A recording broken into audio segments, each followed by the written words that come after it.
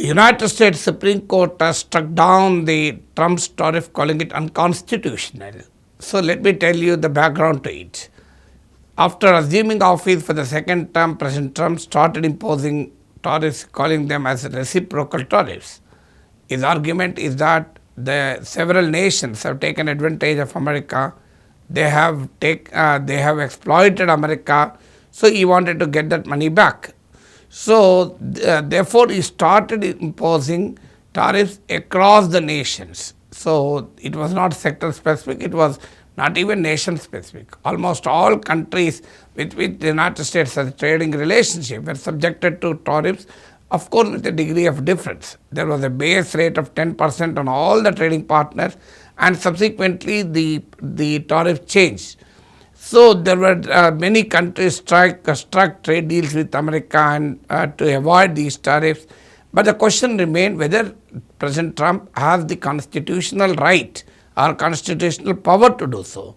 According to the American Constitution, only the Congress, that's called the American Parliament, has the power to impose taxes and tariffs. So, but how did Trump do this? So, he has invoked a law which is of 1970s origin called International Emergency Economic Powers Act. So, what is this law? This law allows the President of the United States to regulate the U.S. commerce in the wake of an economic emergency. So, when there is an economic emergency, so President Trump can regulate the U.S. commerce. It doesn't mention tariffs, but it says President can regulate U.S. commerce. So, using this 50-year-old law, which was never used in the history of the United States, Trump imposed sanctions. So, several business organizations, companies, and more than a dozen democratic ruled states have gone to court challenging the constitutionality of Trump's tariffs. So, lower courts have already adjudicated that the President doesn't have such sweeping powers under International Emergency Economic Powers Act 2. So, it is the Congress prerogative to impose tariffs or taxes. So, finally, U.S. Supreme Court with 6-3, so clear majority ruled that President Trump doesn't have powers under American Constitution. So, the American Constitution is supreme, not the President.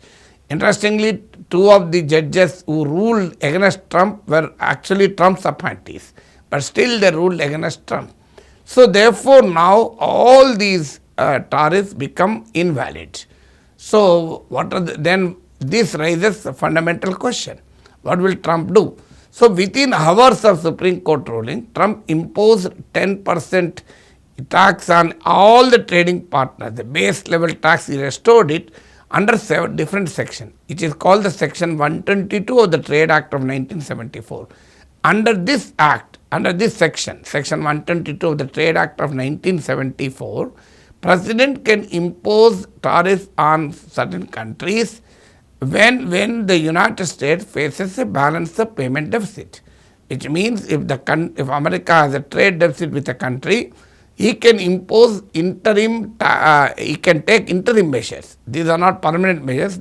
The section clearly says that these tariffs should not exceed more than 150 days and it should not exceed 15%. That is the reason Trump imposed a 10% tariff, that too for 150 days. But we'll have to see whether can President impose such tax across all the nations or it should be against only few nations. Because if somebody goes to court on the imposition of Section 122, we'll have to see what the courts of the United States tell. So, that is how Trump wanted to restore the tariffs under different names, not just Section 122. President Trump is toying with the idea of imposing tariffs under Section 301 of the American Trade Act of 1974. This is an act which empowers President to impose tariffs against countries allegedly indulging in unfair trade practices. The United States departments have already initiated several investigations under Section 301. Even many nations, including India, are victim of this Section 301 already. For example, Indian steel, aluminum, copper and auto parts face tariffs not under International Emergency Economic Powers Act, but they face tariffs under Section 301. Therefore, the U.S. Supreme Court ruling doesn't applied to tariffs on steel and aluminum from India. So therefore, that is the second weapon which Trump is contemplating. The third weapon is the Section 232 of the US Trade Act of 1962.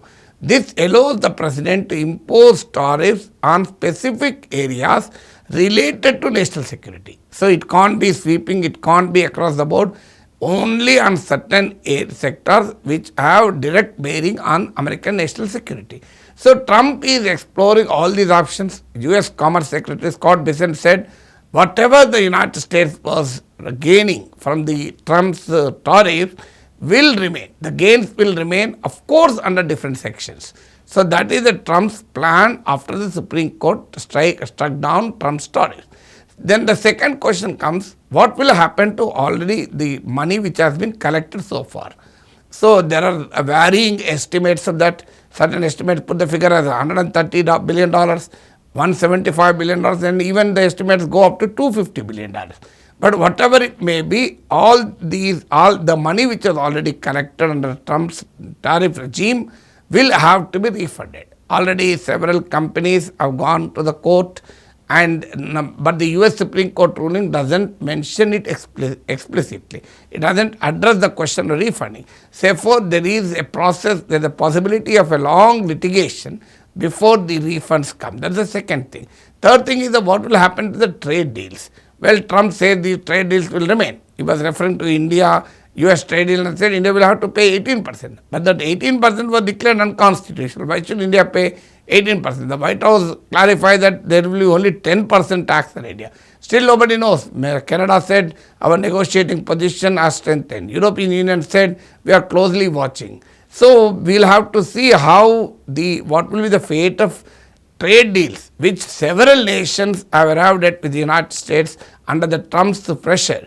So we'll have to see what will happen to these. So the situation is as of now very fluid, but one thing is sure, Trump lost a very big legal battle. So it's a slap on his face, and his authority is undermined by the US Supreme Court. This will have a long time implication for the Trump's presidency.